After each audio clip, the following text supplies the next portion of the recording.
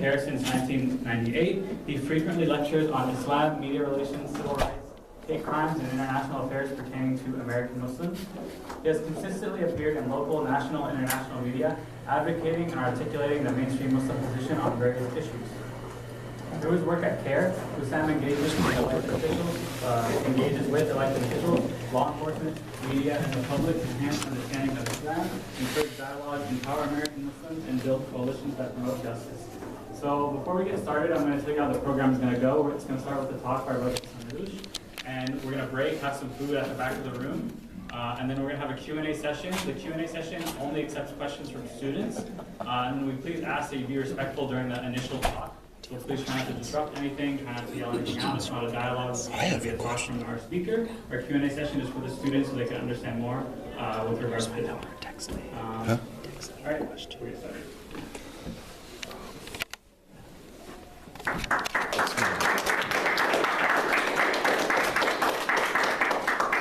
Assalamu alaikum wa rahmatullahi. Bismillah walhamdulillah wa salatu wa salamu ala rasulillah. In the name of God, the most gracious, the most merciful.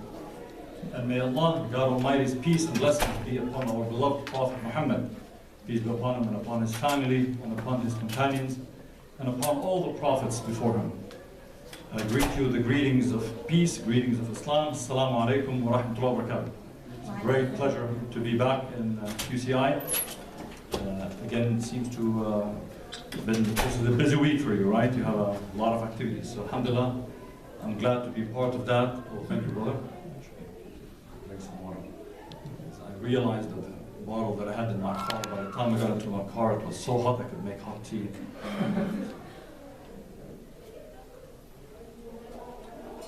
So it's a great pleasure and honor to be here, although I've never been to UCI as a student.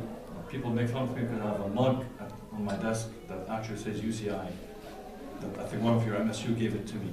I should be holding UT Austin, that's where I went to school. But yours look nicer than UT Austin, so I use that.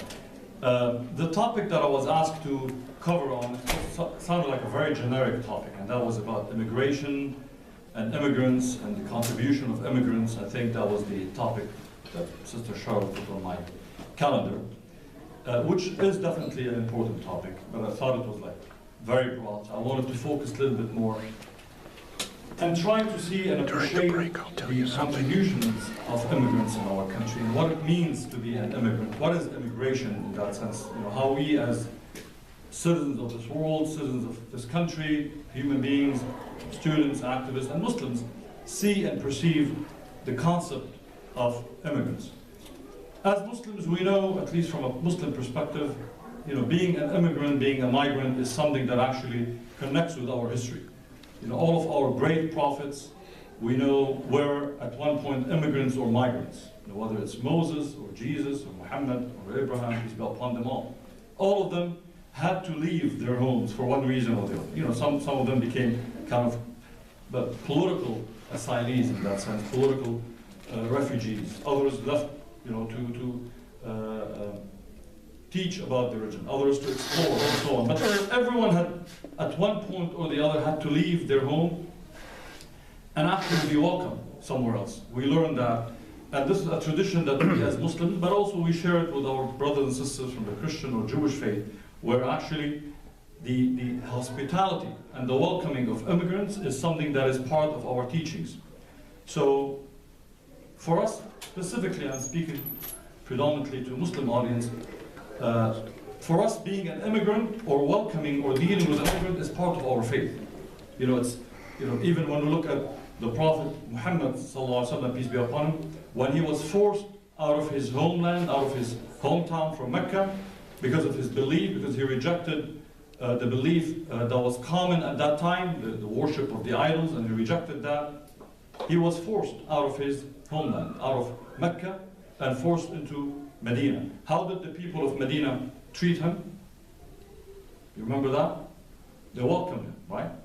They welcomed him and all the companions, all the early Muslims who were fleeing persecution. So it is dear to us. We can't follow another example other than that. We see how our Prophet Abraham, how Prophet Moses, again, left and were forced, and then they were welcomed by the people there. So for us, it's no debate, an immigrant, regardless of what the reason they came for, pursuing a better life, fleeing persecution, religious persecution, political persecution, is something that we consider to be our human obligation, our Muslim obligation, to welcome them with dignity, with respect.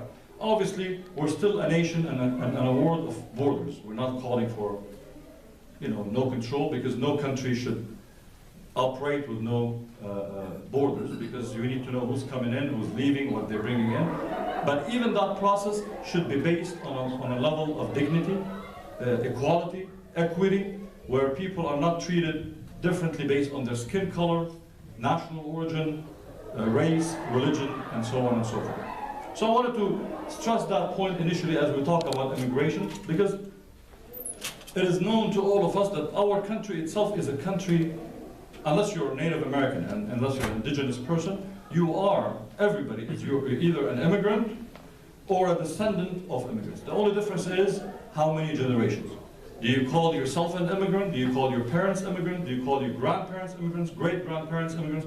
But at one point, unless you can connect to one of the indigenous tribes, everybody is an immigrant, just a different level.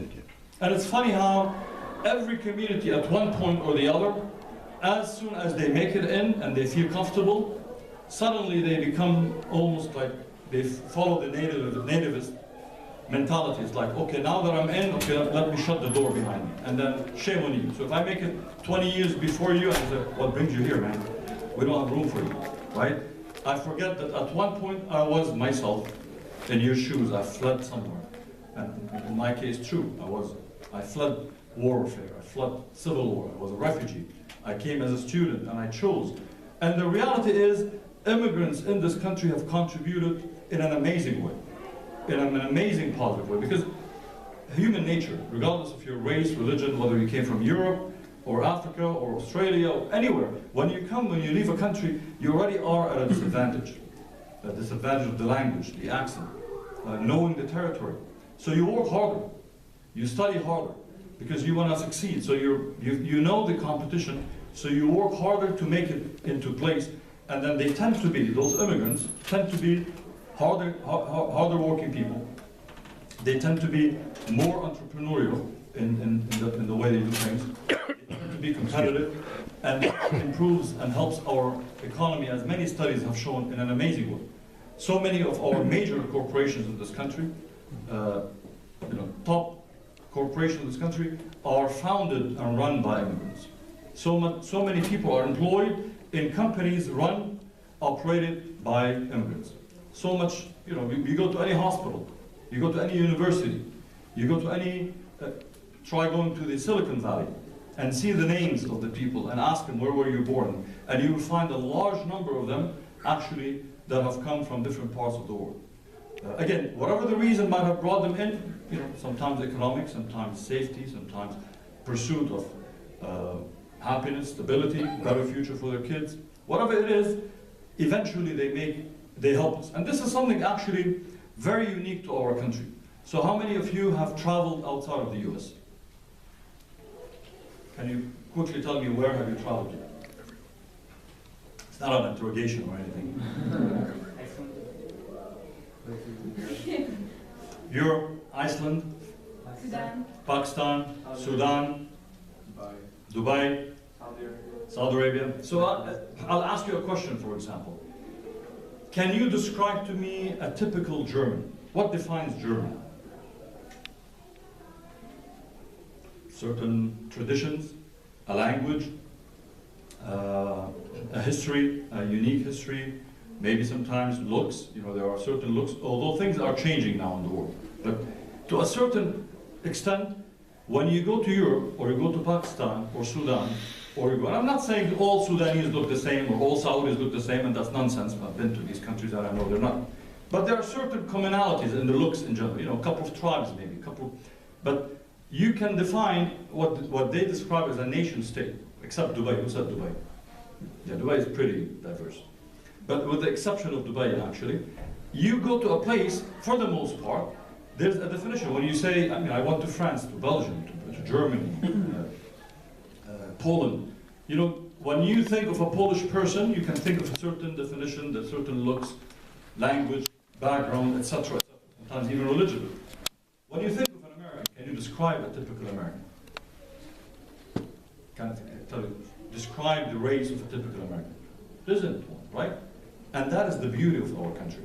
The fact actually that we're so diverse, that makes us one of the unique countries. And we're not, you know, there are other places that are also equally diverse, but we're probably one of the most diverse countries in the world, religiously, ethnically, you know, race, national origin. And honestly, think about it from, you know, not jokingly, really. If you lived in a place where everybody looked the same, everybody acted the same, ate the same, worshipped the same, wouldn't that be a boring place? I mean, honestly, I would be bored. I wouldn't last. That's why I left the Middle East, probably. Because you want to be in a place where you're actually challenged. You want to be able to challenge at every level, culturally, intellectually, politically, where you're engaged in places. So that is actually a major plus for our country. And many of you seem to have traveled around. And this is not to put down other places, you know, every place has enough to celebrate. But I think there's something unique for us where, think about it, your MSA. How many students do you have within your MSA? 150. If you had to ask the 150, how many of them, you know, speak a different language at home other than English? Probably half of them, maybe. And if you ask about the languages, you're gonna have probably 20, maybe 30. When I go to my mosque in Corona, we have like 50 languages spoken at the mission. 50 languages, imagine. You go to a school, you know, my kids, where they go to school, and I talk to them, they say, you know, this person is Croatian, this person is Polish, this person is Serbian, this person is Egyptian, everyone comes in and brings in their own uniqueness. And that, you will not find that anywhere else in the world, even Dubai. In Dubai, the indigenous, you know, UAE will go to different schools than the... Here, it's not, it's open. And that provides us richness that actually makes us a little bit more sensitive about human rights issues than other people. It should make us more sensitive about issues of racism, because, you know, people hate what they don't know, right? People fear what you don't know. If you don't know what black people are, what white people are, what brown people are, what Muslim people are, what Jewish people are, what you name it are, you would tend to believe anything that's told to you by somebody who sounds like an expert, because of age, because of position, because they live in the White House, for example. I'm not picking on anybody in specific, right? So you would think, oh my God, that they know what they're talking about. But if you know somebody, Fox News can blabber between now and tomorrow, and they tell you Mexicans are this, or Arabs are this, or Pakistanis are this, or blacks are this, and you say nonsense. There might be bad Arabs, bad white people, bad Jewish people, bad Muslim people, but that does not represent the entire people, because I've had a chance to deal with the normal people who are averagely good and bad like everybody else. And that is unique, because I can tell you, you can easily sway populations around the world who have not dealt with people who are different than them. So use this, think about this as a plus actually. I know it sometimes seems as a challenge, but think about it's an advantage that we have that very few people have, including our Muslim peers in other parts of the world. And that's what I meant. Like when you look at, you know, every week I'm invited to attend some wedding in the community. And most of them have been like, you know, Egyptian, Pakistani, Pakistani, Egyptian, Pakistani, more than that. Syrians and Palestinians and Sudanese and Indian, and my wife is Mexican American, right? So when you look at that, that's a unique. Where else can you get that mixture? You're not going to get that mixture somewhere else. So that is something to celebrate, and we want to start with that because that means we have to deal with the challenges that exist today in our country. There are challenges. There have been challenges. If anyone has told you that our history has been a rosy picture, they've been fooling us. It's not true. Our country was founded, unfortunately, on starting with a great injustice, and that is depriving the indigenous people of their rights, their land, their future, their dignity, and sometimes, quite often, their lives. So unless we acknowledge that, if we start with a rosy picture that, oh, you know, everything was great, you know, we came here, there was nobody here, and the land was waiting for us and calling for us, that's nonsense. So acknowledging that is important because that is a step towards undoing some of that historic injustice, which continues to happen, by the way. The indigenous people are counting on us to undo some of those centuries-old injustices. And don't forget what we did to the African American community, to black slaves, who were forced to come to this country, not by choice. So they're the quote-unquote forced immigrants into this country. They were forced as slaves, denied their basic rights, their basic human rights, their religious rights. When they were brought here, the country was built on their shoulders and their back, right? And that is important to acknowledge, because that injustice continues until today. And as a community of faith that is driven by faith and a mandate to stand for justice, we have to be part of that struggle, whether we're black or not. Obviously, because there are almost 1/3 of our Muslim community happens to be African American. But even had there been none, it's an issue. Whenever there's injustice, it's our calling for us to stand against it. So that history is important to know. But by the way, it hasn't always been fine and dandy for all white people, because some whites were not white enough. By the way, the early German Europeans were not considered acceptable, especially if you're Catholic. If you're Catholic, you're a second-class citizen. Eastern Europeans, it wasn't until later on in our history that they were admitted as white people in this country. They were treated as either too Jewish or too Catholic. That was we look now and we see Arabs or Jews being perceived as sometimes as Caucasian, but that's recent. Until recently, the Jewish community was not treated as equal whites. They were considered actually as a bad thing. They were actually there were contracts. You would say, you can't rent or lease this place to black people or Jews. And this was until early on in past centuries. So it's not that long ago in our history. So there was that. Polish were not treated well. So East Europeans were not given the Russian East Europeans. And then eventually, Italians, when they came in, they were mistreated. Irish people, imagine the Irish people, Italian people. Again, this was the anti-Catholic sentiment that existed and continues to exist, unfortunately, among some circles and segments in this country. So that has existed in our country. And that is important for us to be familiar with. And that actually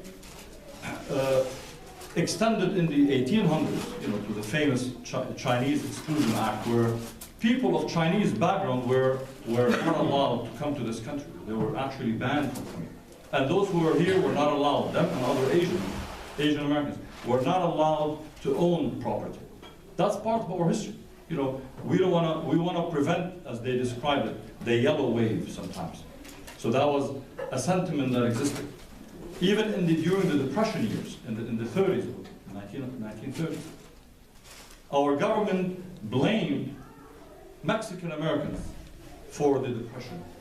And a large number, hundreds of thousands of Mexican Americans actually were deported, or Latinos in general, including many, a large segment of them who are actually US citizens, born and raised. These are children put on buses, including from LA, and shipped down to Mexico. Imagine the trauma you would have as a little young Mexican-American child who probably doesn't even speak maybe Spanish, born and raised here, speaking English, suddenly hearing that your country is placing you on trains and sending you to Mexico. So this is not a joke, when you talk about hundreds of thousands. Similarly, actually interesting, in 1954, the Eisenhower administration spearheaded something called Operation Wetback. Imagine this. Basically using a racist term, to deport 1 million Mexicans allegedly were undocumented. So that history has been part of our history. I just came back actually on Sunday, so a couple of days ago. Just came back Sunday from Manzanar. How many of you are familiar with Manzanar? 1, 2, 3. Okay, I'll explain it to you. No shame, no embarrassment. Manzanar is an area in Northern California on the way to Bishop. It's Manzanar that comes from the word manzana, which is in Spanish apple, like an apple orchards basically, an area where